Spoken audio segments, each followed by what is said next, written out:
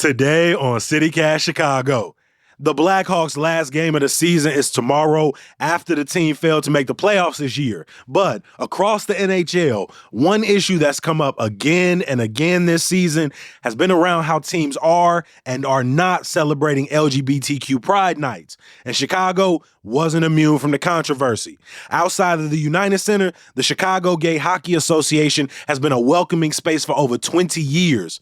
We talked to Brian Hull from CGHA about the group's relationship with the Hawks and efforts to make hockey more inclusive. It's Wednesday, April 12th. I'm Jacoby Cochran, and this is what Chicago's talking about.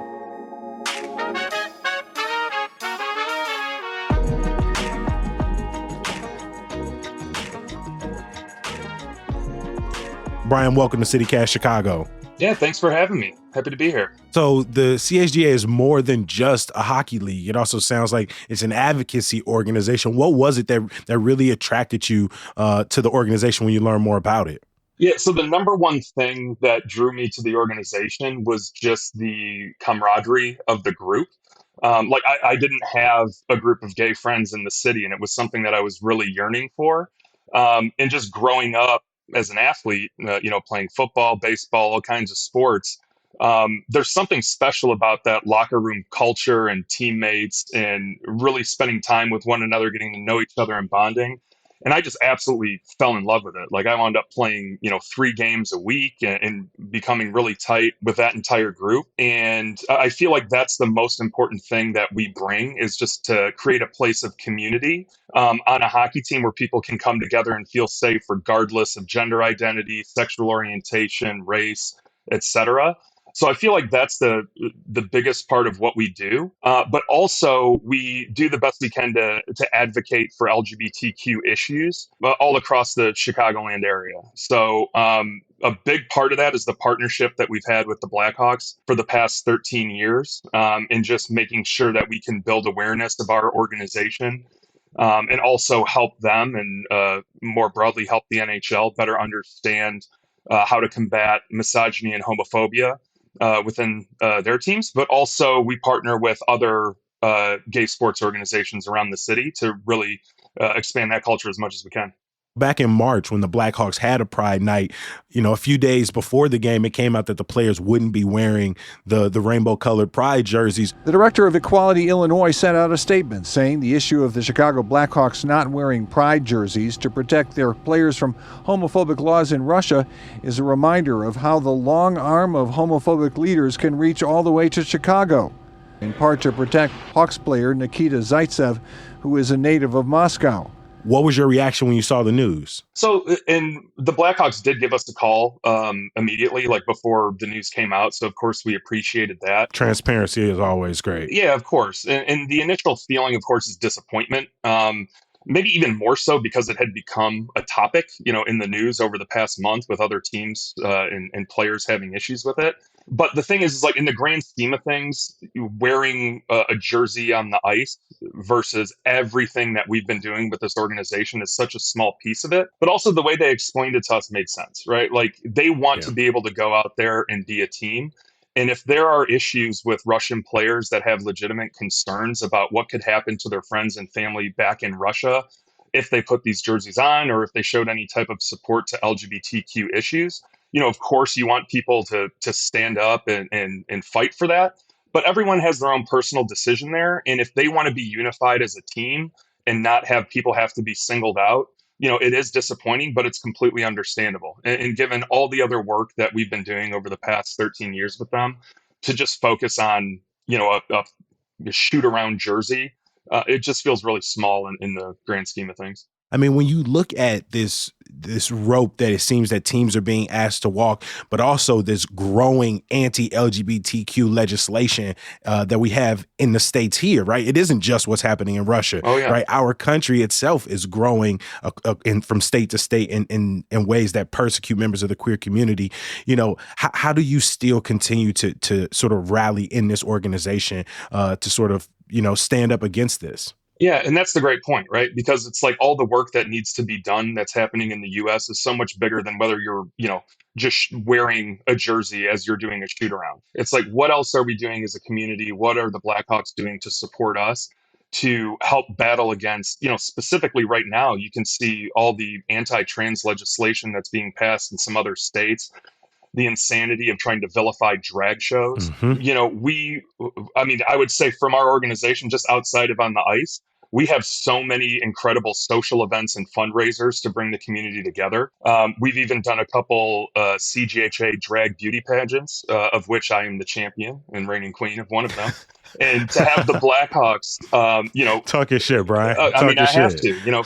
Fabricia Couch is the reigning champion. So, but the Blackhawks have done such an incredible job, and to be open-minded to have conversations with us on how they can be better. Like that's where it's at. Like one of the things that comes to mind is like the Andrew Shaw incident from many years ago, right, where he used the F word on the ice in a moment of anger. It's really easy to just say, okay, this guy is a homophobe, scream at him, get him out of there. But what we did is we worked with the Hawks and we saw that as a moment of education, right? Like for me, growing up in locker rooms and athletic environments, there is a ton of homophobia and misogyny that just gets thrown around. But that deep inside their heart, like that's not what they mean, right? They're growing up in a particular culture and just haven't been educated correctly about what those words really mean to people. Yeah. So what we wanted to do is, come with an open mind and assume positive intent with Andrew Shaw. And that became an incredible moment of learning for him personally, where in the future, when he was on the Canadians, he wound up being the point person for their Pride Night with You Can Play as like the LGBTQ advocate, right? And if we weren't as deeply involved with the Blackhawks as we were in that moment, I don't know what would have happened, right? So it's moments like that that I think are far more important than focusing on a jersey.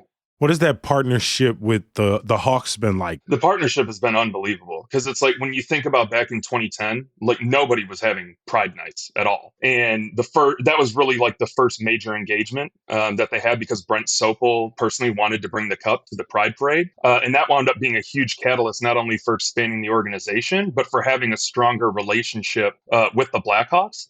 And that was also around the same time that, Brian Burke, who's a huge advocate for LGBTQ issues in the NHL, unfortunately, his son, who identified as gay, passed away and wound up creating the, You Can Play project. We're advocating for LGBTQ issues across the entire NHL.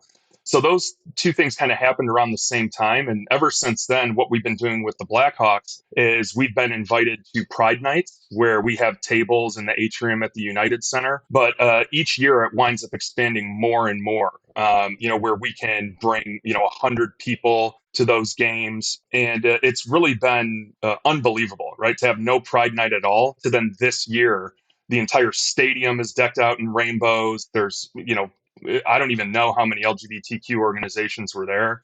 Hearing messages of support from folks in the organization, from players, it's really been a great experience, working with them.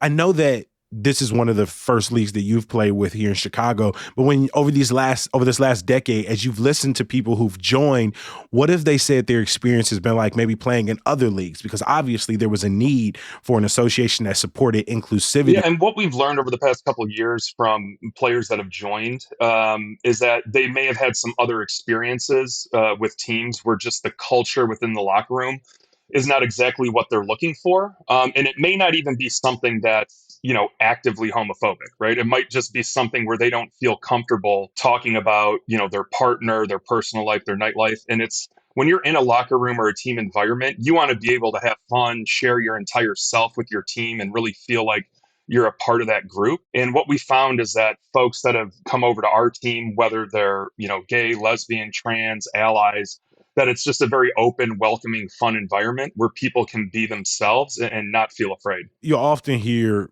especially like when Pride Month comes up in June, you'll see, people sort of painting the streets. You'll see this growth in commercial apparel. Rainbow washing. Yep. Exactly. So when you think about, a Pride Night and rainbow jerseys or relationships with professional sports teams, why does that matter? Like, what's the importance and the symbolism in these moves? It's huge. And it's, of course, not just Pride, right? Like, you got to make sure they're showing up for their Pride Nights during the season, supporting us all throughout the year with the different events that we have. But it's important on so many levels. I would say the most important is from a fan experience standpoint, just to let everyone know that, hey, this organization supports its LGBTQ fans. We want you to be a part of it. We're excited for you to be here and to make it, the great team for the entire city that wants to participate and cheer on the Blackhawks. But also, I would say from a more structural standpoint, is that they can be advocates for the NHL as a whole and the system that brings players in, right? Because you need to make sure that not only in the NHL, but in juniors and high school, that you have coaches that are creating an environment where people are going to feel comfortable who identify as LGBTQ to be in that locker room, to stay, to grow, to become better hockey players, right? Because for all we know, like the next Gretzky, the next Jonathan Taves, could have been an LGBTQ person who just felt so horrible and bullied in the locker room and they didn't make it all the way through. As we sort of look ahead and think about next season, because like we said, the legislation both abroad and here at home isn't going anywhere, right? What type of stances do you want the NHL to take? We've seen other sports leagues say we won't hold all-star games, or we want to expand to new cities that have these type of legislation on the book. What role do you think the NHL should play going into next season? Well, I would say for the NHL level, for all the initiatives that are occurring at a federal level, we want to make sure that they are being as supportive as possible, right? And I would say on a team by team basis, just continuing and deepening the engagements they have with the local LGBTQ communities and athletic communities. I've been a part of gay organizations my entire life ever since I came out. Like, I ran gay groups at the University of Michigan. I lead LGBTQ employee resource groups wherever I've been. The thing that I feel is much more impactful, as opposed to just cutting someone off and saying that organization is homophobic because of X, that to provide an opportunity to lean in even more, to make sure that you can do as much as you can to educate the folks within that organization and to help foster change from the inside. And perhaps, if you have an opportunity to leverage that relationship that can grow your own organization, like, that's a way to just make our entire community better and less adversarial. Now, of course, if you get to a point where, someone just straight up endorses, like, an anti-gay bill, well, then we're on a different adversarial situation. And also make sure that they can be advocates for change in the face of all of the insane legislation and increase in violence and hate rhetoric that's occurring. When you look at the youth and college athletics, are they getting more welcoming to queer players as well? Or do you see initiatives growing there? Is your organization partnering at the youth level as well? I've been invited to speak in front of athletic departments, coaches, teams, to help them better understand LGBTQ issues and what that means when there is homophobia or misogyny in a locker room, and how that can impact people on the team that don't feel comfortable to come out and talk about who they are. So I know that more broadly that there's been initiatives across the country to do that. But it's tough to speak to every college, right? Like, yeah, I've recently seen, more celebrations in the last year of, openly gay players in the league. You're seeing more non-white, more black players in the league. Do you think the game is just becoming a little less white and a little less heterosexual in a more inclusive way? Well, I think it kind of has to be. I mean, given the baseline, right? I mean, it was an incredibly white sport, and not only that, relatively affluent, right? I mean, it's there's a huge barrier to entry to play hockey, right? Like, if you want to play basketball, you just go to a court and you have a ball. Like, when we're going out there to try to recruit new players, folks like myself that didn't even know how to ice skate, you have to get a pair of skates, you have to get a whole bunch of gear. Ice time is expensive.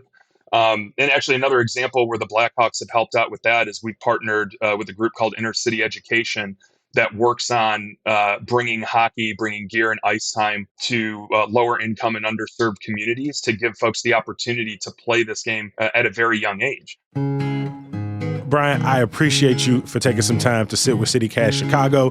Vice President of the Chicago Gay Hockey Association, Brian Hull, thank you for your time. Thanks so much for having me. Before I let you go, a little bit of news, y'all. Chicago has been officially selected to host the 2024 Democratic National Convention next summer. We did an episode about Chicago's history holding both parties' convention. Check the show notes to listen. Officials have released more information about the South Loop road closures during NASCAR's two-day racing event in July. At different points beginning in June and through the first week of July, closures will impact Michigan, Columbus, and DuSable Lakeshore Drive from Roosevelt to Jackson Street. Our friends over at Block Club Chicago have put together a list of things you can do with them annoying campaign signs left in public places, including recycle, return, or repurpose. And some good news to get you through. The 10th anniversary of Art Expo Chicago kicks off tomorrow at Navy Pier and runs through the weekend. You can expect to see more than 170 exhibitors from 36 countries. As always, we appreciate you for listening. Make sure you're reading along with our daily newsletter, Hey Chicago, at chicago.citycast.fm. The Best Damn Podcast is back in your feed bright and early tomorrow with a trip to Sneakerhead University. Make sure you join us. Peace.